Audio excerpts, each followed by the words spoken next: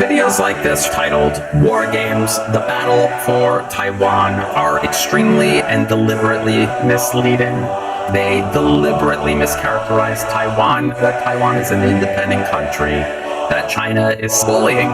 What would the US do if China invaded Taiwan? Yet China would never resort to military force unless provoked. In order to understand all of this, you have to understand what Taiwan's status is. In the first place, Taiwan is not a country. Even the administration on Taiwan itself does not consider itself an independent country.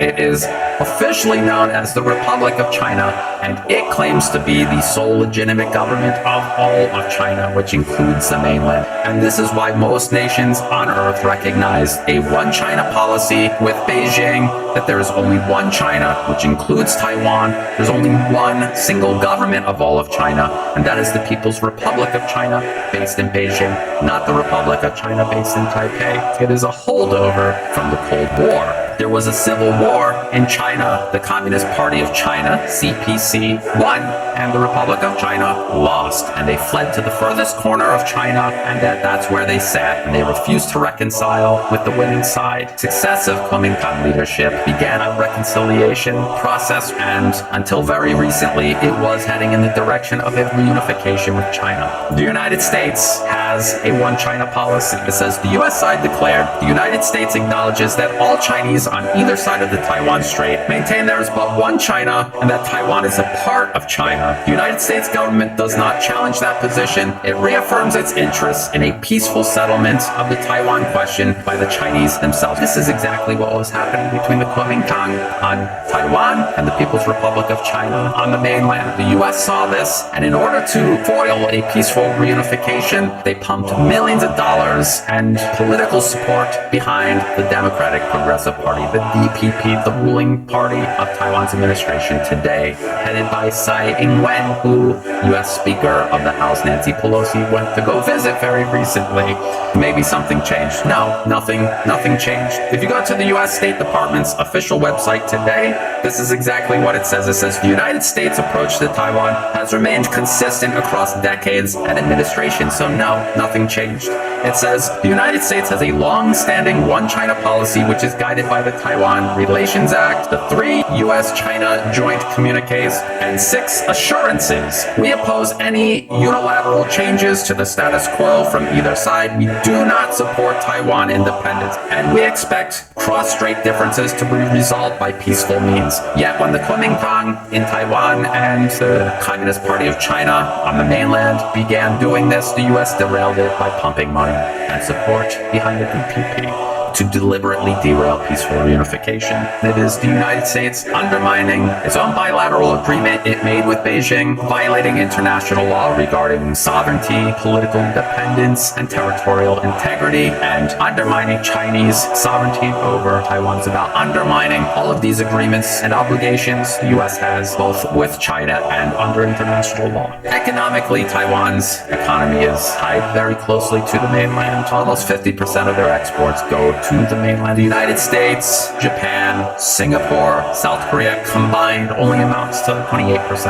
And it would be through additional economic opportunities for businesses and investors on Taiwan and vice versa on the mainland if the United States remained uninvolved in all of this, if they were not meddling, if they were not propping up the DPP and promoting separatism in Taiwan. Eventually Taiwan would be fully reintegrated with China.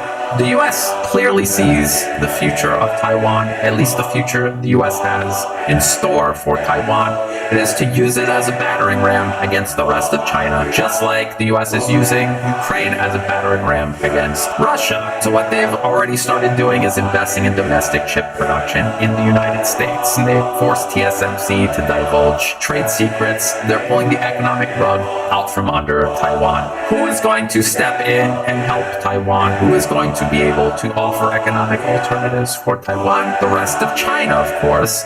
If the US just took its hands off of this whole process, it would be peaceful and it would be best for everyone on both sides of the strait. That's not what the United States wants. No, they want to put a political party into power that is going to pursue separatism, and they want to stir up as much trouble as possible, and they will destroy Taiwan in the process, just like they're destroying Ukraine in the process of waging proxy conflict against Russia. China might use some of its economic leverage over Taiwan. If they wanted to destroy the Taiwanese economy, they could just stop trading with Taiwan. They don't even need to perform a blockade. They could just stop trading with Taiwan and the economy would collapse. Why would China choose the military option? There's this economic option they can use. Why would they resort to military means? Look at this article from Military Review that's titled Deterring the Dragon, Returning U.S. Forces to Taiwan, because yes, at one point, the U.S. had thousands of troops in Taiwan. It was part of U.S. containment policy against China. When the U.S. recognized the One China policy, they also recognized Beijing's sovereignty over Taiwan, and thus they could no longer keep troops there. So they withdrew all of their troops. This is an article put out by the U.S. military saying, let's send troops back.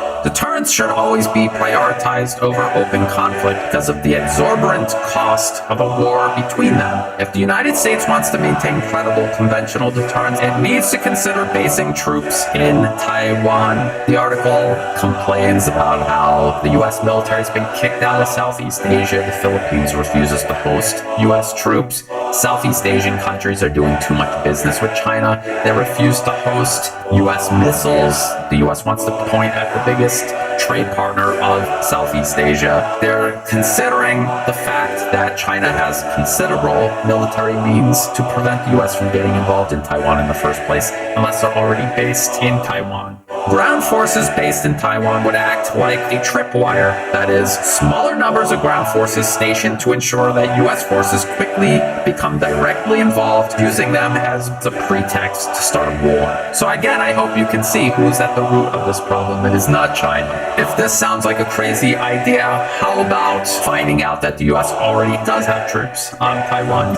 U.S. nearly doubled military personnel stationed in Taiwan this year. While the United States has not disclosed what the military personnel are doing, at the very least is sending a strong signal to China, considering that China faces the de facto annexation of Taiwan by the United States. In this double game that they're playing, where they recognize the One China policy, but they do whatever they want within territory they recognize as Chinese. This game where they're going to continue increasing the U.S. troop presence, hoping to deter China from acting on Taiwan, knowing that if the U.S. wasn't involved at all, the cross-strait issue would be resolved peacefully.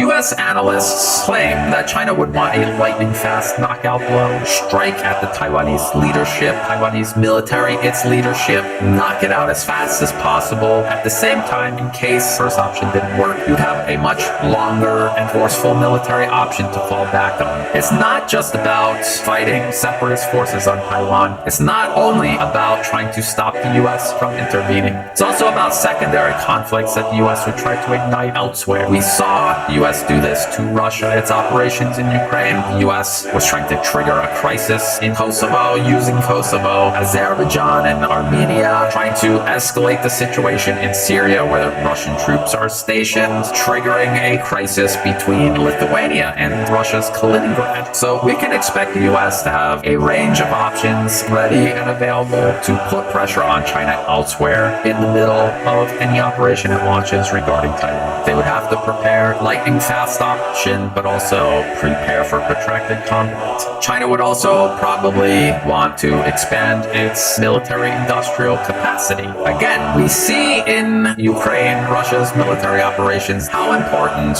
your military-industrial base is. There is this article titled The Return of Industrial Warfare. It's the war in Ukraine demonstrates that war between adversaries demands the existence of a technically advanced mass-scale industrial age production capability. The Russian onslaught consumes ammunition at rates that massively exceed U.S. forecasts and ammunition production. The situation is especially critical because behind the Russian invasion stands the world's manufacturing capital, China. As the U.S. begins to expend more and more of its stockpiles to keep Ukraine in the war, China does not yet provide any meaningful military assistance to Russia. Even if the United States entered a conflict with China, attempting to intervene, provoking China in the first place, China's superior military-industrial capacity would give them the edge over time. So the longer the conflict went on, the worse it would be for the United States. But also the fact that China would prefer peaceful reunification over military action, and they would only be resorting to military